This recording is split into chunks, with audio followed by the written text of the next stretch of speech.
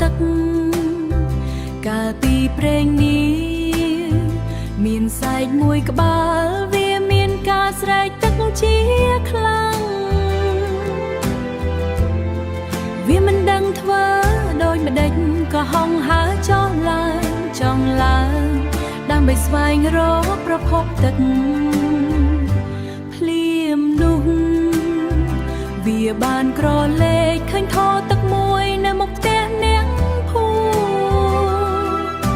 ក្អែកសប្បាយចិត្តណាស់